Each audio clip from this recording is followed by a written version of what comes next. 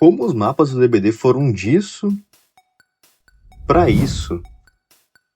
Salve, eu sou o Pelicano e no vídeo de hoje eu vou analisar cada mapa desde 2021 até a atualidade, no fim de 2025, para mostrar para vocês a decadência dos mapas do DBD. Antes disso, o YouTube me mostrou que 90% de vocês que me assistem não são inscritos no canal, então se não é a sua primeira vez aqui, considere se inscrever que tem muito conteúdo top pela frente. Mas bora pro conteúdo. Apenas para deixar claro, o foco desse vídeo é analisar a estética dos mapas do DBD, mas eu também vou discutir um pouco sobre o balanceamento dos mapas e das reações e feedback da comunidade ao lançamento, e como a comunidade encara esses mapas na atualidade também, apesar desse não ser o foco principal do vídeo. Além disso, eu tô partindo de um ponto de 2021, em que os mapas do DBD já eram bem mais claros do que quando o jogo lançou, então não vou entrar no mérito se os mapas devem ser mais claros ou escuros, se isso mudou a essência do jogo ou não. Eu vou partir do pressuposto que todo mundo já aceitou e já se acostumou com os mapas serem mais claros atualmente. Então vamos começar pelas DLCs de 2021. Em 2021 tivemos 4 DLCs. A primeira foi o capítulo All Kill, que lançou no dia 30 de março de 2021, foi a DLC da Yundin do Trickster, que veio sem mapa. Em 15 de junho de 2021 tivemos a DLC do Resident Evil, que trouxe o Nemesis, o Leon e a Jill, e o mapa RPD. Tirando os bugs do lançamento, o RPD foi uma ótima adição, um mapa riquíssimo em detalhes. E lembrando que na época o RPD era gigantesco, né? E só 2 anos depois ele foi dividido ao meio. E atualmente ambas as versões do RPD estão entre os 5 melhores mapas do jogo, os mais bem avaliados pela comunidade. Ou seja, a comunidade aceitou muito bem esse mapa e gosta de jogar nele. Eu acho a estética dele incrível e bem fiel ao jogo, porém em gameplay com o tempo esse mapa ficou meio chato. Ele tem pouquíssima RNG, então é um mapa meio decoreba. E depois que você decorou o posicionamento das pallets, a gameplay dele vira pré-drop de pallets gods, de surge e campar de killer. Fora que depois de um tempo se popularizou uma estratégia de cair em cima da biblioteca do RPD, onde não tinha ganchos e o killer não conseguia enganchar quem caía lá em cima. E corrigindo isso, o Behavior criou outro problema. Agora tinha ganchos lá em cima, mas só tinha um corredor estreito para passar que o killer podia dar body block. E naquela época não tinha anti-camp, então se o killer quisesse, ele tornava o resgate daquele gancho impossível. Mas essas são só algumas pequenas reclamações do Pelicano. Em geral, os players gostaram e ainda gostam bastante desse mapa. Já a próxima DLC lançada foi o Hellraiser, em 7 de setembro de 2021. Também veio sem mapa, então sem muito o que comentar por aqui. Já em 30 de novembro de 2021 tivemos a DLC da Artista, que junto com ela veio o Jonah Vasquez e o mapa Eerie of Crows. E que mapa lindo, viu? Eu não vejo tanta gente admirar o quão lindo esse mapa realmente é. Às vezes eu fico impressionado olhando pra cima e vendo a imensidão dessa main build. Eu acho que a galera subestima um pouco a estética desse mapa, que eu particularmente acho incrível. Mas em gameplay esse mapa deu o que falar. Assim como o RPD, esse mapa era gigante, cheio de God's Pallets. Diferente do RPD, ele era aberto, então você via as pallets de longe. As tiles, os loops desse mapa eram maiores. A main build era centralizada, com janelas e pallet God. Tinha uma check, cada estrutura, cada tile como uma TL, uma two-wall, uma jungle gym, que já são fortes, eram ainda mais bufadas porque elas eram maiores nesse mapa. Além disso, existia uma parte de trás do main build com mais 2 estruturas, que poderiam ser mais 2 tiles, como jungle gyms, por exemplo, e o meio garantia 2 pallets gods. Alguns anos depois, esse mapa sofreu reajustes, a parte de trás do main build foi cortada, e hoje só tem um pequeno corredor com uma Z-wall nessa parte. As tiles que eram maiores foram encurtadas, padronizar com os outros mapas, e mesmo assim ele continua um dos mapas mais fortes para se lupar até hoje. Então você deve lembrar, ou pelo menos imaginar o quão ridículo que isso era naquela época. Passando para 2022, em 8 de março de 2022 tivemos a DLC da Sadako, junto com o Yoshi, que veio sem mapa. Já em 7 de junho de 2022 tivemos a Draga como DLC de aniversário, que trouxe junto com ela Radikaur e o mapa Guardian of Joy para o Reino da Entidade. Para mim, em estética, esse mapa é um 9 de 10, é bem único, bem bonito também. A main build tem uns cenários interessantes e bastante detalhes, mas não é do tipo que eu fico parado admirando igual o Eerie, mas tudo bem. Mais uma vez, o mapa foi duramente criticado por ser Survivor-sided, assim como o Eerie of Crows. O mapa tinha uma check numa ponta, uma main build noutra, com 3 janelas e pallets gods, tanto no andar de baixo quanto no andar de cima. E essas janelas são mais escondidas e difíceis de ser usado que as do Kraus, mas se o sobrevivente sabe usar, boa sorte para alcançar ele com o Killer M1. Nenhum bambuzo resolve o seu problema, porque se tu bloqueia uma janela, ele tem outras 2 para brincar. e mais uma palette God ainda. Nas outras pontas do mapa sobra um estacionamento, com uma janela e uma palette bem forte, e na última ponta, pra ser justo, pode ser uma Dead Zone, mas também pode ser uma Jungle Gym, por exemplo. E entre cada pontas, é claro, tem várias fillers Gods também, especialmente os loops de carro, que são bem fortes, se utilizados certo. Você pode conectar e não é difícil você ir de uma estrutura até a outra, como da Shack e a Main Build, por exemplo. Mais tarde, esse mapa também sofreu reajustes no número de pallets, assim como Kraus, e mesmo assim ele continua fortíssimo até hoje. Em 30 de agosto de 2022, tivemos Resident Evil Parte 2, com adições de Wesker, Ada e Rebecca. O RPD foi repartido em dois lados. Não dá pra dizer que foi um mapa novo, mas também não dá pra dizer que não fizeram nada. Eu devo contar essa DLC como um meio mapa? Bom, essa mudança resolveu os dois problemas citados anteriormente, do mapa ser muito grande e do terceiro andar da biblioteca, que agora ficou cortado. Então eu vou focar no positivo, porque o RPD é um mapa bonito, vai. Já em 22 de novembro, tivemos a edição do Cavaleiro e do Sugar Daddy favorito da galera, o Vittorio Toscano, além da edição do Borgo Dizimado. Pra mim esse mapa é um 8 de 10 na estética, eu acho ele bem bonito, e eu gosto dos portões de saída e do fato deles terem uma animação única de abertura. Ele foi criticado por ser muito saturado, com uma cor muito avermelhada.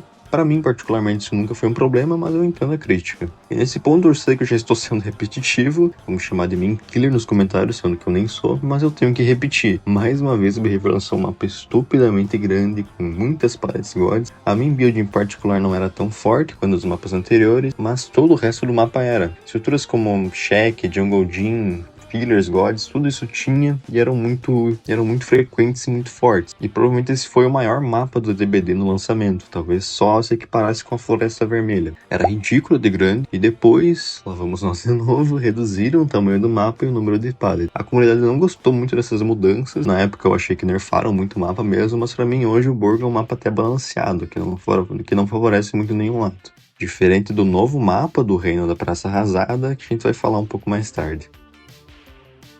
2023, no dia 7 de março, tivemos a edição da Adriana, que foi a killer brasileira mais amada do jogo, porque ela é a única, a maioria das pessoas odeia, coitada, e os irmãos Talito e Renata Lira, e um rework em Shelter Woods, do Reino Macmillan. Não foi um mapa novo, mas eles fizeram alguma coisinha, vai. Vamos contar ele como um meio mapa de novo, assim como a segunda edição do RPD. Eu achei meio preguiçoso que eles só jogaram uma árvore pro lado e tacaram uma main build meio genérica, algumas cabanas e manequins, mas considerando que tava por vir, eu me sinto até reclamando de barriga cheia desse mapa. Ele não mudou quase nada em questão de balanceamento, então não tem muito mais o que comentar aqui. Em 13 de junho tivemos a Singu junto com Gabriel Soma e Toba Landing. E sim, eu forcei a pronúncia para essa palavra não ter um duplo sentido. A galera não gostou muito desse mapa, eu entendo o motivo, é um mapa com muita poluição visual, que depois eles removeram um pouco dessa poluição, tirando alguns elementos do mapa, e até hoje é um mapa meio difícil de se navegar com killers de automobilidade, como o Blight e o Billy, especialmente que não pode bater a serra. Eu particularmente gosto bastante desse mapa, tanto esteticamente quanto para lupar.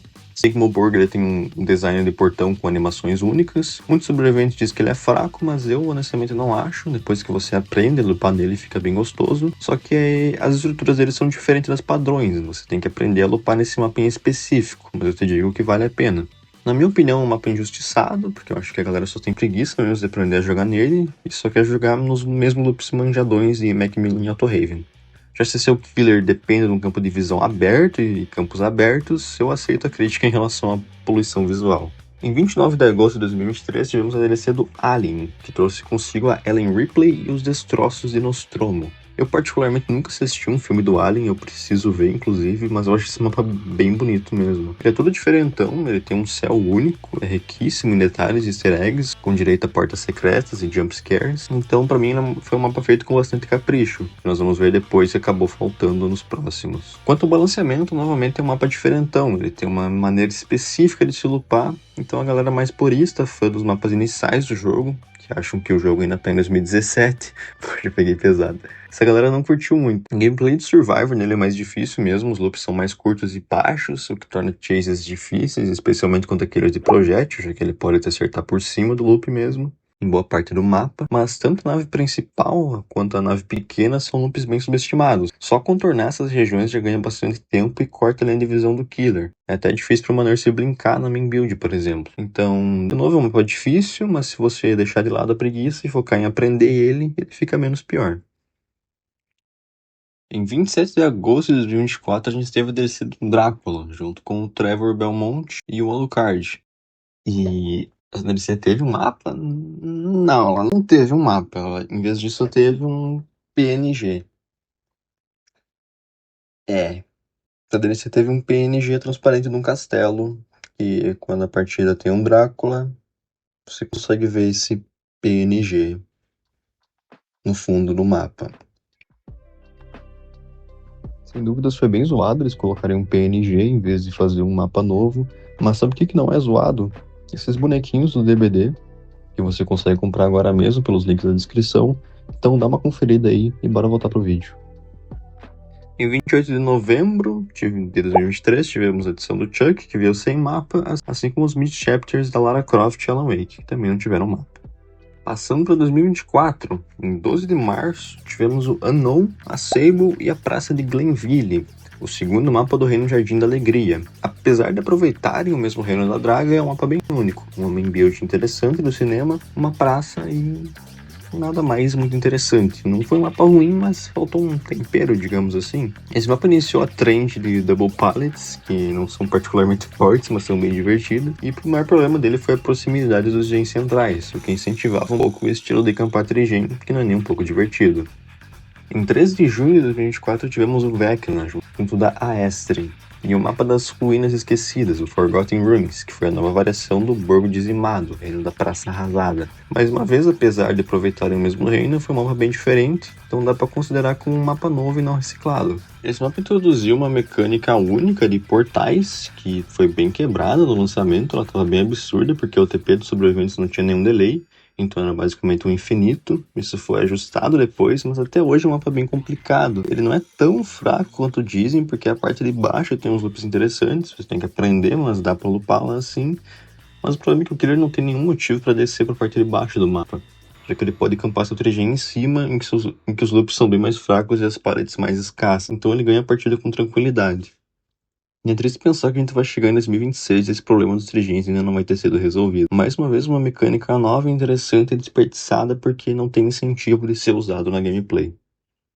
Depois disso, entre 3 de junho de 2024 e 17 de junho de 2025, tivemos um hiato enorme de mapas exclusivamente novos. O Behavior lançou 5 versões novas do Reino Macmillan, que eu não sei por que elas foram removidas depois, e hoje só é possível acessar elas em partidas privadas, e 2 novas variações para o Ormond, que já conhecíamos, que também são só acessadas em lobbies customizados. E um novo Ormond, na DLC da Mestre da Matilha, Ormond Lake Mine. É um Ormond menor e é um mapa bem legal até. Ele tem a mesma temática azulada de frio e neve, mas ele é único o suficiente para ser um mapa novo, diferente das outras 2 variações de Ormond, que só trocaram as estruturas principais do lugar. É um mapa que não fede nem cheira bem, eu não vejo ninguém elogiar, mas também não vejo ninguém falar mal desse mapa. No máximo, quando existiam as oferendas de mapa, os sobreviventes ficavam meio tristes quando forçavam o Ormond e caía essa versão das 4 que tinham, mas não por ele ser fraco, e sim porque os outros 3 mapas eram gigantes e bem mais fortes. Hoje essa oferenda não tem mais, e depois que ela foi nerfada, eu nem escuto mais a galera falar desse mapa. Então, a única coisa que eu não entendo é por que veio um mapa com temática de neve junto com uma DLC de uma pirata, mas enfim. Pouco depois tivemos mais uma adição, Areias Mortas, do mesmo reino do Ninho dos Corvos, que é basicamente o mesmo mapa, só que sem uma main build e com uma check no meio. É uma versão nerfada do Ninho dos Corvos. Nada demais por aqui também. Passado esse ato de 1 ano, com apenas variações do mesmo reino, mapas com inversão de estrutura, sem nada muito completamente novo, em 17 de junho tivemos o tão aguardado Five Nights at Freddy's, com o queridíssimo Springtrap. Mais uma vez a Behavior reaproveitou o reino Ilha Sem Vida, que já contava com o Jardim da Alegria e a Praça de Glenville, e esse provavelmente é o reino favorito da Behavior. Então eles não fizeram um mapa do zero. A única diferença desse mapa para os outros reinos foi a main building, que, para ser honesto, foi bem caprichada, uma main build rica em detalhes e bastantes easter eggs e referências tanto aos jogos quanto ao filme, mas de novo foi apenas uma main build inserida num mapa genérico pré-existente. Eu senti um potencial desperdiçado aqui, numa das DLCs que foram uma das mais aguardadas da história do jogo. Primeira vez que tivemos um lobby exclusivo para testar o mapa fora da PTB quando a DLC veio, eu achei bem legal isso. E essa foi a última vez que você poderia escolher o mapa que você jogaria 100%, já que as oferendas de mapa foram bem nerfadas nessa atualização. Como despedida, eu fiz um vídeo dando head-ons no cara do killer, já que esse mapa tem muitos armários propícios a isso. E como dava pra garantir que a gente jogaria ali pelo lobby exclusivo, eu acabei batendo o recorde mundial de atordoamentos no Killer junto dos meus amigos. Eu vou deixar no card e na tela final esse vídeo pra quem quiser ver. Mas calma que ainda não acabou, porque falta o último mapa. Em 29 de julho tivemos a DLC do The Walking Dead e puta que pariu, cara. Se antes eu falei que faltou capricho, que faltou um tempero, faltou sal, faltou um detalhezinho, que só faltou. Simplesmente faltou. Que diabo de meme building é essa, cara? Dá pra chamar isso de meme build? É menor que uma Tile, que uma Jungle Gym, que uma TL. É só ridículo mesmo. Se alguns mapas antes eu olhava e pensava, tá, foi melhor do que nada, né? Esse aqui nem isso, cara. Eu realmente acho que nada seria melhor do que isso. Seria menos vergonhoso. Cara, sério mesmo, até agora dava pra entender, sabe? Dava pra passar um paninho, vai. Não tava perfeito, mas tinha alguma coisinha pra se admirar, sabe? Mas o que que foi isso? Uma main build do tamanho de um apartamento barato em São Paulo, enfiado num mapa genérico de novo. Pela quarta vez o maldito Reino da Draga, cara. O mapa foi simplesmente xoxo, ele não tem nada demais, além dessa super main building. Fora que o trigêmeo nesse mapa é absurdo, o killer só perde aqui se ele quiser. E se ele não sai do trigêmeo, não tem o que os sobreviventes fazerem. Mas vamos voltar pra essa main building? Que é isso, cara? Cara, 2 passos e acaba a porra da main build, cara. A gente tá falando de The Walking Dead, se você não entendeu, cara. Tem dezenas de lugares icônicos que poderiam ter sido implementados com essa DLC. Imagina o mapa da prisão, cara. Não tem nada assim no jogo. Imagina Alexandria, Terminus, a fazenda do Herschel, a Atlanta. Cara, puta merda. Que potencial desperdiçado, cara. Na real, potencial desperdiçado é pouco. Potencial desperdiçado foi o Five Nights at Freddy's. Aquilo que não tem palavras que descrevam. Eu vou ser um pouco justo e dar o benefício da dúvida. Talvez eles não tenham conseguido licença para fazer um mapa inteiro. Não cabe só a Behavior fazer isso, mas considerando o histórico deles, dos mapas desde 2021 pra cá, eu acredito que foi preguiça deles mesmo, cara. Essa DLC tem uma aura de ter sido algo apressado e preguiçoso mesmo. E mesmo que eles não tivessem conseguido o direito de fazer a prisão da série, eles não poderiam fazer só uma prisão, mesmo que não fosse aquela prisão, não dá pra fazer só uma prisão, só uma fazenda. Mesmo que não fosse aquela fazenda do Herschel. Cara, tem que ter alguma coisa melhor do que uma main build inspirada num kitnet de São Paulo, cara. Esse é o primeiro lugar que eu olhei. 12 metros quadrados. E apartamento em apenas uma foto. Olha lá pra você ver. Em uma foto tá todo o seu apartamento. O banheiro, logo ali atrás. A cama aqui, a TV e uma mesa. Você precisa... Eu acho que devo perceber o quão decepcionado eu fiquei, né? Eu sou bastante fã de The Walking Dead e ver isso foi de quebrar o coração. Eu honestamente preferi que não tivesse nada, porque sinceramente eles darem expectativas de ter um mapa novo e você abrir o jogo e ver isso foi bem zoado, cara. Eu acho que eu já me indignei o bastante, já reclamei o bastante. Então comenta aí qual mapa você achou pior nos últimos anos e não vale falar que foi The Walking Dead, sabe? Senão vai ter só a mesma resposta aí. Na tela final eu vou deixar à esquerda o vídeo que eu mencionei do recorde de Redons e na direita um vídeo que eu comento sobre o problema da inflação no DBD. Escolhe um aí e a gente se encontra lá. Se inscreve no canal, cara. Se inscreve no canal, cara.